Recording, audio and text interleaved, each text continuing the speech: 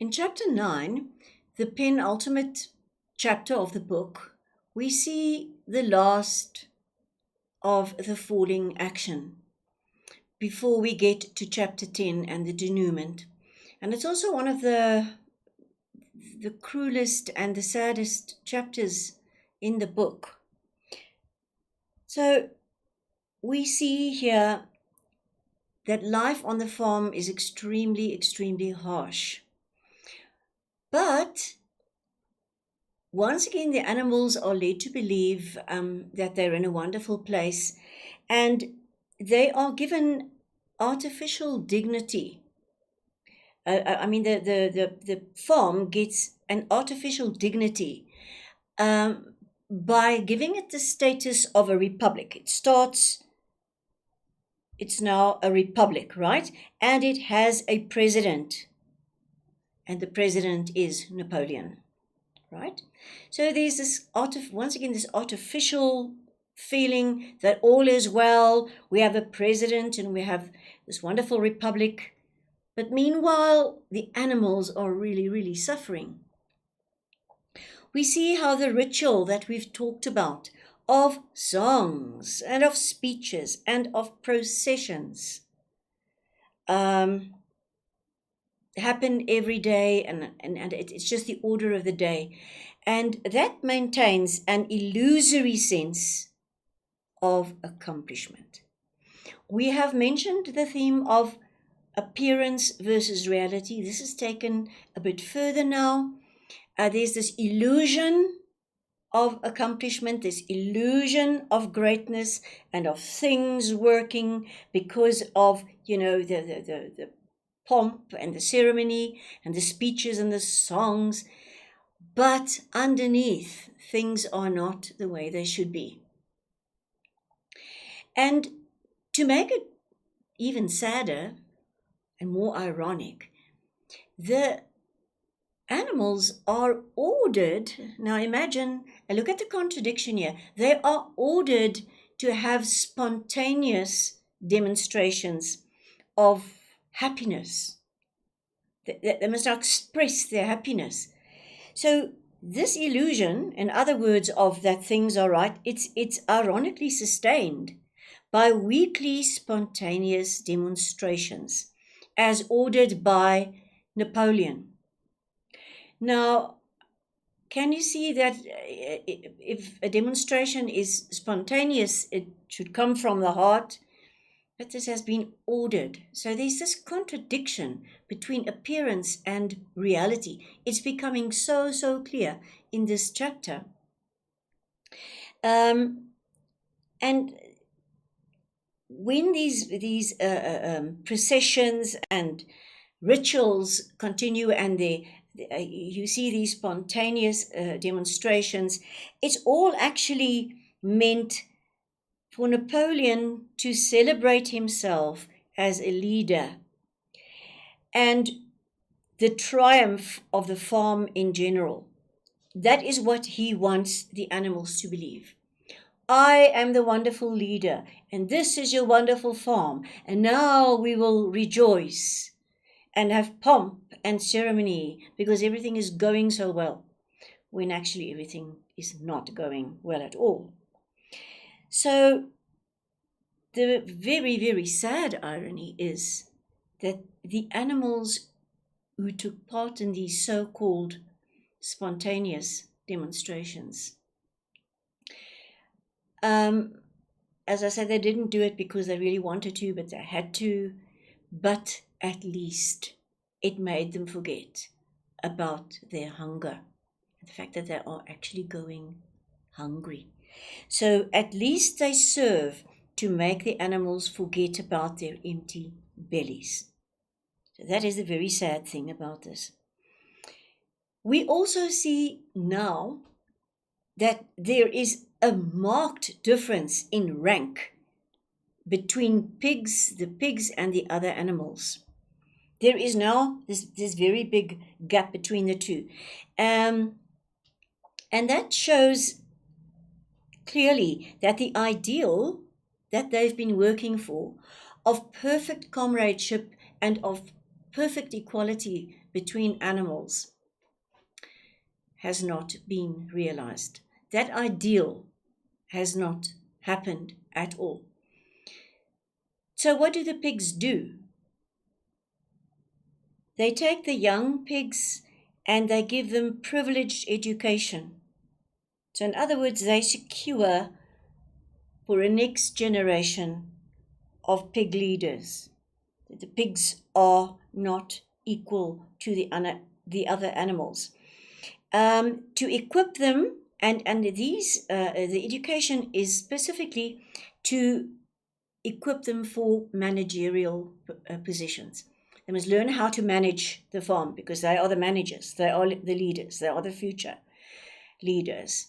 And the other animals, they are totally confined now. And we've seen they've been brainwashed beyond measure. And they are now confined to the lives of slave-like labor. And so you can see how they are totally dispirited, how they're a workforce, that's all they are. They have no rights, they have no say, they have been belittled, and they are just there to work. And there is no way for them to change it. So you will remember that at the beginning of the story, that the animals did not share in the profits of the land. And Old Major pointed it out to them and said that you should. It actually should belong to all of us. But what do the humans do? They take everything. They take your eggs. They take your milk. They take whatever you don't even share in what you have actually produced or what you have contributed. You're not even allowed to have that. They just take it all away. And now what we find, we've already seen that the hens must give their eggs away. The pigs started hogging the milk long ago, and they still do. So they're in exactly the same position that they were under Jones's rule. In fact, they sometimes feel hungrier than they used to under Jones's rule. So very clearly, a huge split has developed between managers and workers. And you can see how things have just gone to where they started from. And further, to make things sadder and worse, the animals were promised.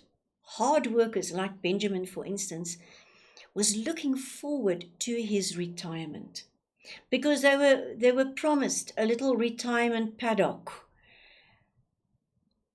So now that the pigs have started to drink, that they have taken on all the vices of human beings and they have become just like the oppressors that they used to have, they have decided, no, too bad that Boxer and others have really worked throughout their lives so hard for building the windmill and bringing the farm, to success.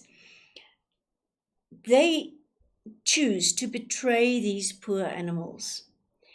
And they decide to change that retirement paddock into a field of barley with the obvious and clear intention of actually producing barley in order to make their own whiskey. So the concern for group welfare, in other words, let's look after our old, let's look after these people who have served us so loyally. No, the greed of a privileged few now take over, and they simply disregard these people as though they are just nothing. I mean, these animals, as though they are just nothing.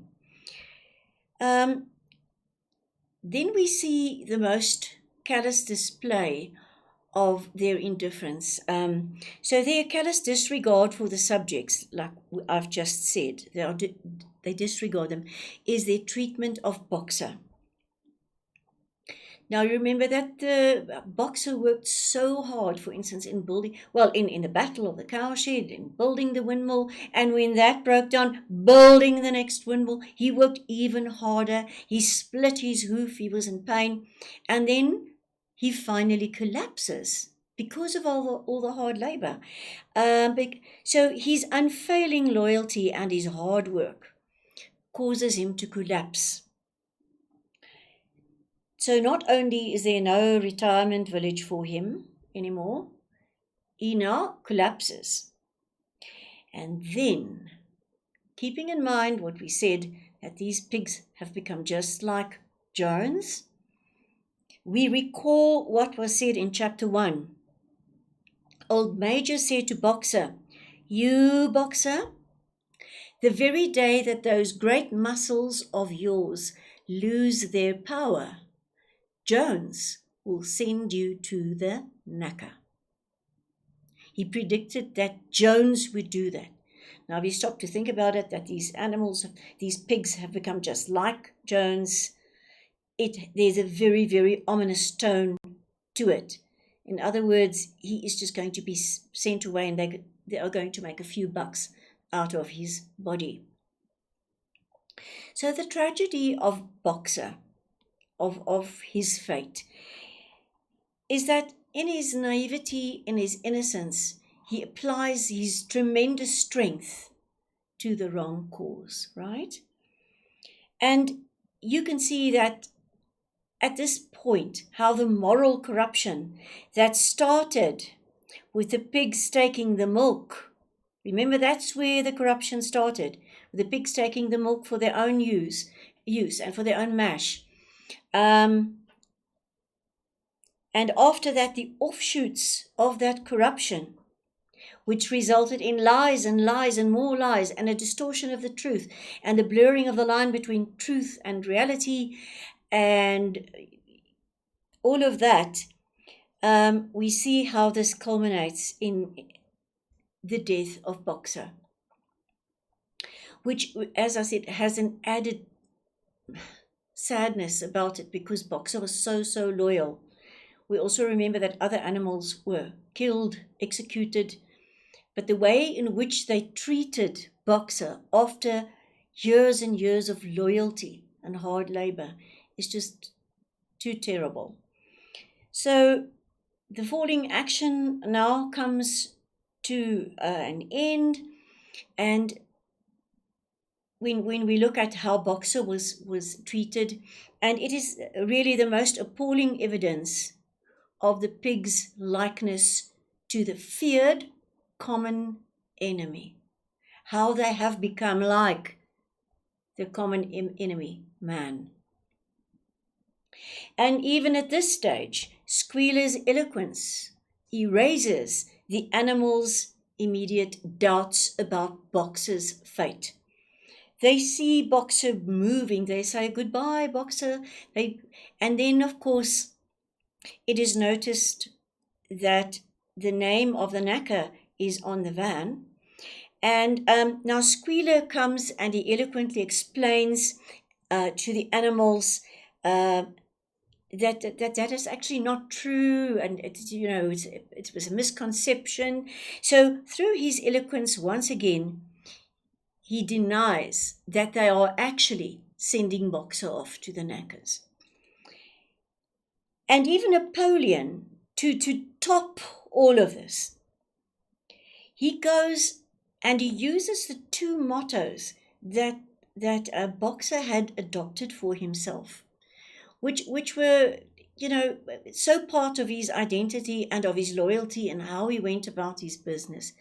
And he says that, in fact, Boxer, in his dying words, said that he would like everyone to adopt his maxims. And he says and remember, those maxims were unthinking, that it got him just to do and work harder and so forth. And they are cited. And Napoleon himself, who now has all this authority, and remember, Napoleon is always right, is one of the maxims. So if Napoleon says that it is now recommended that everybody now should conduct in the way that themselves in the way that Napoleon did, and they should take these two mottos as their own. It is the ultimate irony, and like kick in the face to poor old Boxer. So, what has happened up to this point? We see voluntary servility being expected of the animals. In other words, take the maxims. Napoleon is always right. I will work hard, so I will serve Napoleon without thinking. It's basically what it comes down to. So they require voluntary servility through what has happened in the falling action. Next time, we look at the denouement, chapter 10.